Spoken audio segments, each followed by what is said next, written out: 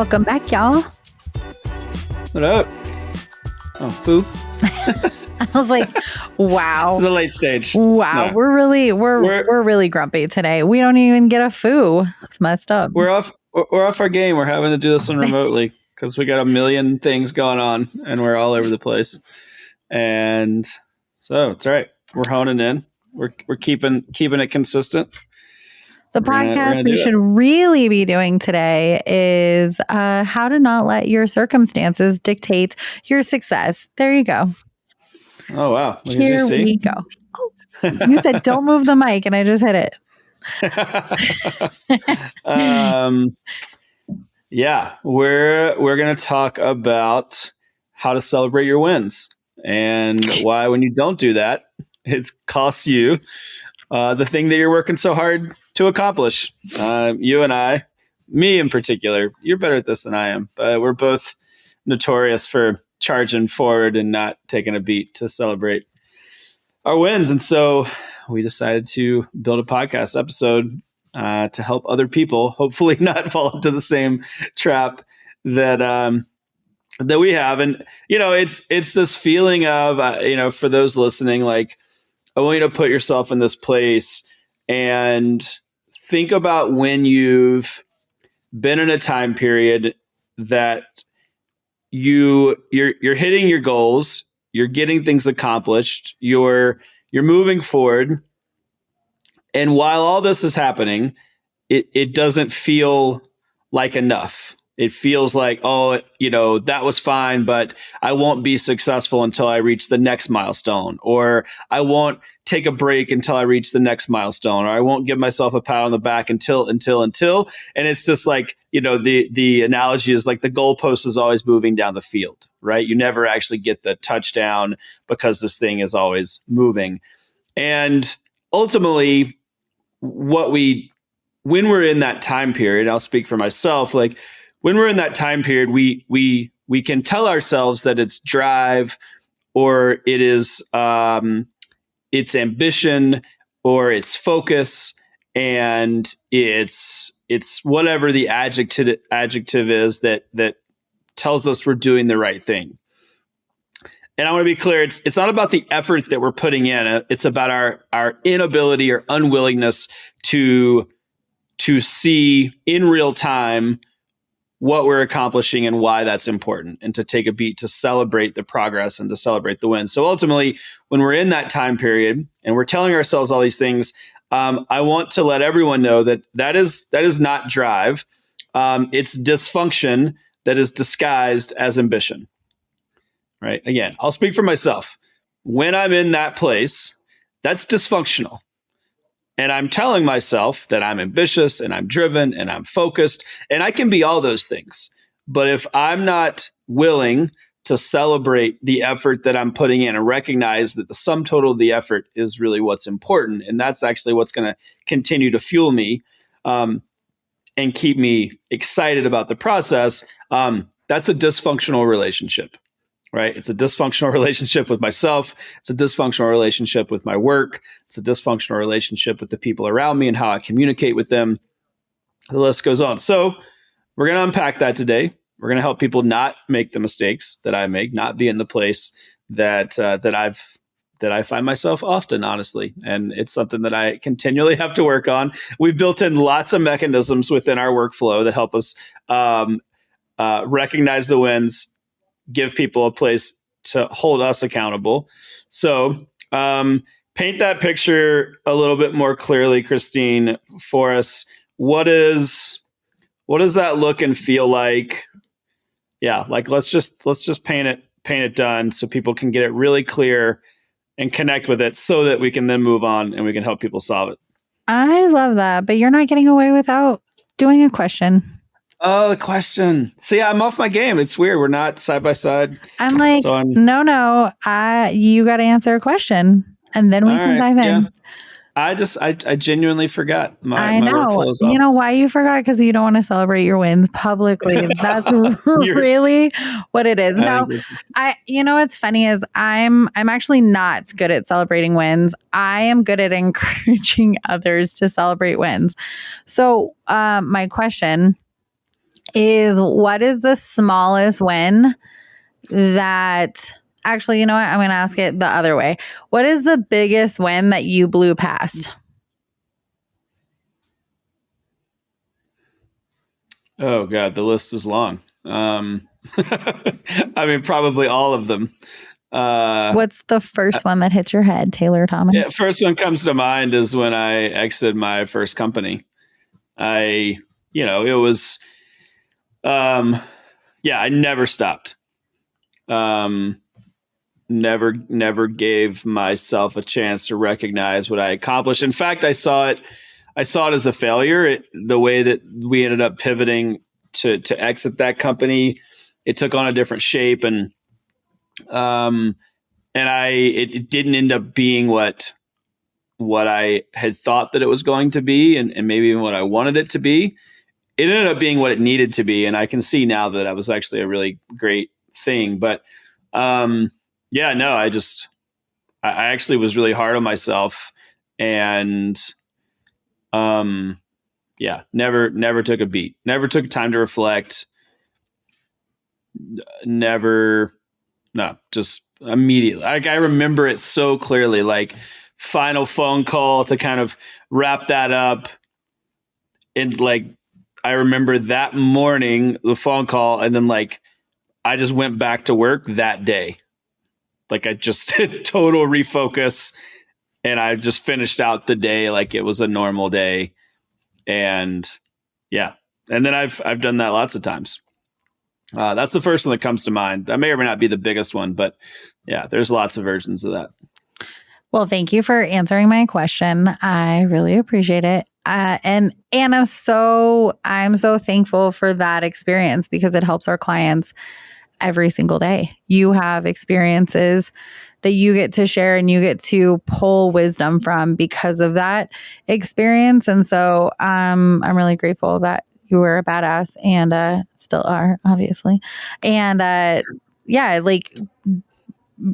ran for it and drove at what you drove at because it really does add a lot of value. The value, I think, a lot of times is that you recognize that you should, and it adds value and it's cost you something. Obviously, to the point of this conversation, it's cost you something by not like taking a beat. And so I'm really, really proud of us. I'm going to celebrate our wins, that we do have lots of mechanisms to like stop us and kind of take that time to celebrate the small wins. So let's talk about why this happens. Like the performance, like you were saying, that performance treadmill, you got like right back on it. You didn't take a beat. You were just like, win, move on. I literally just sold my company for a profit. What lots of people try to do and fail miserably. And like, you just like jumped right back on. So high performers usually confuse achievement with self-worth. And I think that's like the core, that is the bane of it, is like achievements don't actually mean anything about your self-worth. And so if we can start there and we can recognize, we have many times we're working with have this aha moments of like, oh, I'm actually not doing this to be valuable anymore. I'm doing this because I am valuable. And I get to achieve because I'm already valuable. I don't have to prove that value. And so I think that is like one of the biggest pieces that we see and that you and I have experienced, is just trying to prove that value, trying to prove that self-worth. And it just like never really works. So I think that's like the first one. I think without intentional reflection, momentum becomes manic. And it becomes like something that is just like built off of chaos. And so I think that like the treadmill and the thing we get stuck on is really that. We get really stuck on like this thing that we're trying to achieve and we're trying to grasp, but like that ball always continues to move. And so we get more addicted to the momentum than we are actually dedicated to just showing up and sharing our value. And like you said, the cost is burnout and it's fractured teams and it's lack of team recognition and we just like fly past that, and it really burns our people out. Like I think sometimes you and we see this in leaders, we can keep going, but the people around us, they get damaged, and that's where we see turnover happen. And so that is kind of that first piece of recognizing like, oh, I've actually seen some of these things in my team. So or within myself, I'm feeling burnt out. I'm feeling the culture's misaligned, all of those things. Those are great places to kind of take a beat and go, oh, there's probably more to the story here. Maybe we're driving just to drive and it's costing us something. So I'd say that's kind of like where the conversation starts, to the point of your celebration of like, you didn't actually recognize it and you were in burnout, right? Like both you and I have had those experiences. And so how do we, if we recognize it, Taylor, how do we take that and like, really build a practice that allows us to stop that from happening and really catch it and build, like we've built this practice within our company, within our lives, within our relationships. So we notice it and then we can take that pause. We can have a practice. I think that's what's important, because we're not going to catch it out of the gate. What does that look like? Because you and I have spent a lot of time, and God knows you love a framework. So I know you have one. Please do. I'm about to hit you with a sweet framework. Yeah, no, the key is that it has to be integrated, right? We have to figure out how to integrate the practice of celebration, the practice of recognizing wins into our existing workflow, right? It's like, if nothing changes, nothing changes. And so we can't expect to build this habit, to build a practice of recognizing these wins, to build ultimately the practice of sustainability in our work if we don't think about how to integrate this in a meaningful way. And so I'm going to give you just a very simple 3-part process that we've integrated. This is something that we've done. And it is, I've talked about this at length. I've talked about this on my other podcast, Endurance Minded. It is incredible to me, like how quickly it changes your ability to see wins in real time. Like I've just told everyone, I'm horrible at it. We now do this like multiple times throughout the week, and it makes a massive difference in my mental health, in how I like am just like, oh, like that's a win. Like I can see that, right? Like it's integrated into the language we use, and it really doesn't take a heroic lift to really change the tone of like how you actually move through your days. So that framework is really simple. It's 3 P's. It's pause, praise, process. All right, I'm going to break those down. Pause. First, just don't rush. Don't rush past the goal line. Just take a beat to ask, what did I actually accomplish? Whether that's on the day, did you just finish the project? Did you just have a great initial consultation? Did you just sign a new client? Did you, whatever the thing is, what is the thing that under any other normal circumstances you would actually be excited about, right? And I think it's good to just do this at the end of the day. Like, what did I actually accomplish? And, my wife and I try to talk about this at dinner at night, right? Like just a quick recap, like not, instead of like, how was your day? It was like, what was good about your day? And then just take a beat to pull out 1 or 2 things. Even if you had a shit day, there's a couple of bright spots, right? It doesn't always have to be work related. This is also like in all aspects of your life, because our goals don't happen in a vacuum. So first one's just pause. Work in a practice of pausing and creating space to ask a good question and recognize that. Second one, praise. So publicly and privately, just acknowledge what's happening. Acknowledge the wins. You and I have worked this into a meeting structure that we use for lots of our meetings with all of our businesses. And the first thing we start with is wins. And that for me, honestly, has been probably the most impactful piece, because not only am I recognizing it for myself, I'm also saying it in front of other people, which invites other people to celebrate with me and then continue to hold me accountable to find the wins every time I talk to them, right? Literally, like, how many times do I get on a meeting and I'm like, all right, let's get to it. And like someone else in the team's like, wait, what are your wins? I'm like, God bless it. Like, you're right. And I have to, and like, yeah, I'm like, no, I would have never done that. Like, I was straight to the point, like we were getting to business, whatever. So second one, praise. Take a second to just vocalize that. Third piece is the process. You got to reflect what worked, what didn't, what do I need to carry forward? Right. So when you recognize the win, also take a second to tie that back to the process. What can I continue to do? Again, 3 simple things. What worked, what didn't, be honest about that. And then based on that information, what should I continue to do?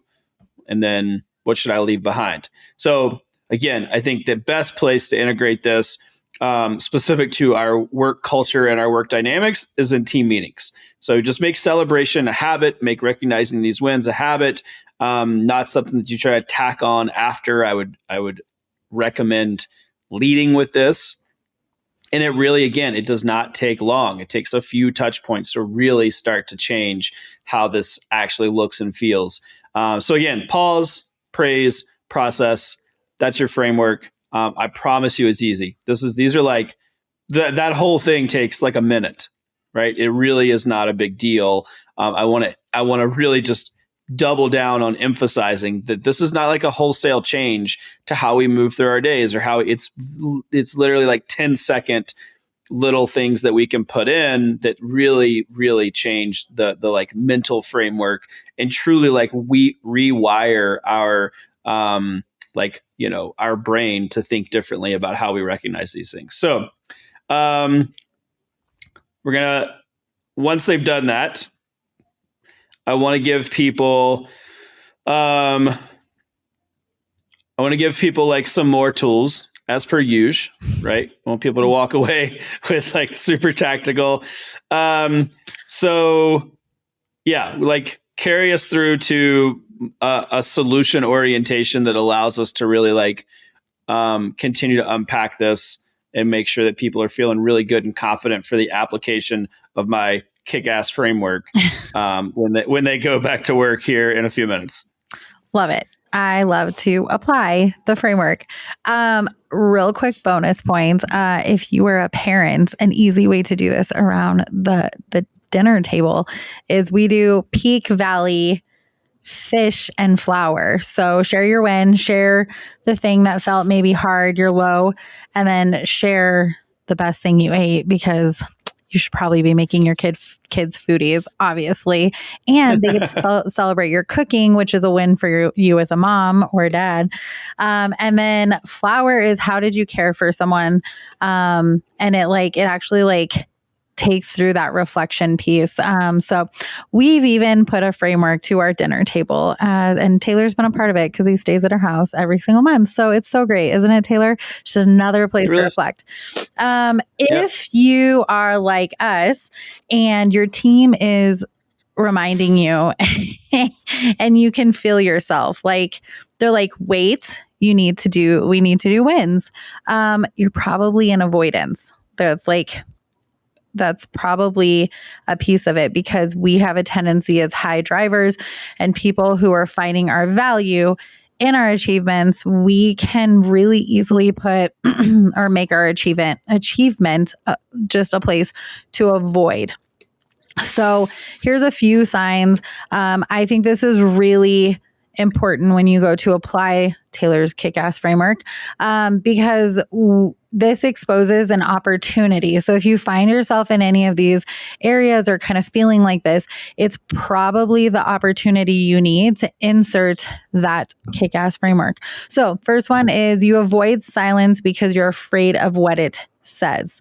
I am like so guilty of this. Taylor's really good at silence. I really suck at it. I'm like, oh God, why is this team member quiet? Well, they may be thinking, so just take a beat. It's probably okay. It doesn't mean that you've done something wrong as a leader. It doesn't mean you've done something wrong. It doesn't mean that there is something wrong or there was an achievement. It just means that somebody might be thinking. It could mean a lot of things. Just settle into that framework. Silence also gives you a chance to take a pause, which is the first step to Taylor's framework. And I think a lot of times, we ask our teammates occasionally, we'll be like, hey, let's hop on a meeting. my, like, the death of me is the moments like, oh my God, am I in trouble? I'm like, I'm not your freaking mom. Like, no, you're not in trouble. I just want to have a conversation. I want to connect with you. I do that on the other side of it. Team members like, I need to talk to you. I'm like, oh God, they're quitting. They're for sure quitting. I know they're quitting and I hate this conversation. Silence doesn't, or someone wanting to talk doesn't necessarily mean there's like failure. So pause, take a beat, use the first P. The second one is your team doesn't feel seen because you're already on to the next goal. This one's personal. Ooh, this one feels like it's really hitting home for you. I really hate this one. I am so guilty of this. Should we sit in silence and let you just wrestle with that one for a second? Because that'll say so much about me. I hate this one so much. I remember a few months ago, I was really mad. We had like a lot of wins and we went into our goal planning session with our team and I was just like mad. Like, we had done some great things, but we didn't do what we set out to do. And I was just mad about it. So we come in and I am just like, I'm on the brink of tears. I am livid. And it really did take this moment away from the team to celebrate everything that had been accomplished because I was so pissed off about what we didn't accomplish, which if I would have just taken Taylor's framework and just went through those simple P's and leaned into praise a little bit because I did pause and the pause actually elicited more anger about what we didn't do. I didn't celebrate anything. I was just mad about what we didn't do and what we had accomplished was better than what we set out to do. And so I think a lot of times we reflect from a state of shame and it just kind of doesn't, it really doesn't serve us and it definitely doesn't serve our team. And they don't feel like they're recognized because we just move on and we're like off to the next goal or we're mad about what we accomplished. And like, that's really important if you want to keep your people and take care of your people.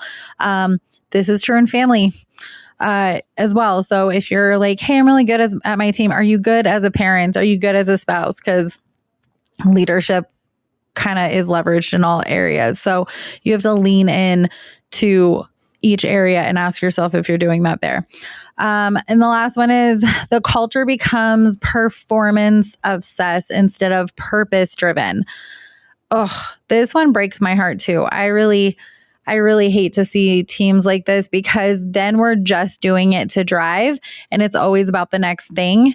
It's always like, again, it's kind of what like this whole pieces. We're always hungry, but never full. We're always driving from an empty, I'm not enough standpoint and state. And that it really just never works for us. So just take a second to reflect on these three things. Are you afraid of silence? Are you always just like going to the next win? And then are you more performance obsessed than purpose driven and committed to your vision and your mission and your core values? And if you can find yourself in one of those, this is an opportunity to just go through those three P's because it really does. Are they all three P's? Yeah, they are. Okay, great. I was like, hold on. Did I just mess this up? I'm keeping it easy for people. You're like, this girl's not going to remember. So if she don't remember, our listeners aren't. So go through those three P's, build spaces between your milestones and use your habits to create that psychological like closure and renewal. Take that time and just like settle in, get comfy in the silence. So you know what time it is, Taylor? Leadership challenge. What time could it be? Ding, ding, ding, ding, ding, ding, ding. Oh, good. Even though we're online, you remembered your part. I'm so glad. I know. I'm in it now. I'm back in the game. I'm celebrating you right now. Small win. Thank you. Wow. Look at me. I remembered my ding dings. Yeah, this one's simple. But maybe not easy, as we said before, simple, not easy. But I want you to think of your last big win. I want you to pause. And I just want you to celebrate. I want you to take a beat, reflect, and think of a timeline, right? Like, what was your last big win in the last week? They're always there. We just don't typically look for them. So think of your last big win, take a second to pause, and then just celebrate. And then part two of that is I want you to share that moment with your team or with your support network. Could be a partner, friends, whomever. Share that moment with your team, because ultimately what we want to build is a culture. And that's a culture, for our workplace. It's also a culture for us personally, right? We have like an individual culture of how we show up and how we recognize who we are and what we're driving at, and how we relate to others. And so whether you're a solopreneur or you have a team around you, the key here is that we're building a culture where growth isn't just defined by the next win. It's defined by how we show up in the process. And that, right, it's like who you are when you wake up in the morning is what your culture is, right? Who you are when you show up at work when things are hard, when you're in the middle of it, you're in the valley between the two summits. Like that's really what's meaningful, and that's what builds the culture of longevity. It builds a culture of commitment and excitement and autonomy, and the list goes on. So I want you to think about your last big win. I want you to pause, celebrate, and then share that with those around you so that you can create that culture that's not just based on the summits and the high points, but truly based on the process. If you're looking for more resources, more information, more tools, if you want to get a hold of us, you can find us at impactinitiative.network. Let us know what's going on. We have lots of cool stuff going on. We just launched our winter retreat for health and wellness entrepreneurs, Lift and Leverage. That's going to be January 30th through February 1st of 2026. That is live on our site, and we have super early bird pricing right now. If you are someone in that industry or you're looking to start a business in that industry, now is the time. Jump on that. We just finished our fall one. It was incredible. You can see all the recap videos on our Instagram. But if that sounds like you're hungry for growth, connection, collaboration, and you're ready to push things forward in your business, you definitely want to check that out. Again, that's at impactinitiative.network. You can also find us in person at our next free mastermind event, which is going to be October 22nd. That's going to be in Littleton, Colorado at the Kiln Co-working Space. We've been doing those for the last 8 months or so. The momentum is real. The people there are awesome. The room is full of people that are excited to connect and collaborate and truly help others flatten the learning curve. We dive into some deep discussions, and we're here to just provide value and help people do great work. So that's October 22nd. If you're anywhere close to Denver, definitely come and see us. That's a free event from noon to 1:30. And again, we look forward to seeing you either online or in person. And until then, see you next time on Impact Minded. Bye, y'all.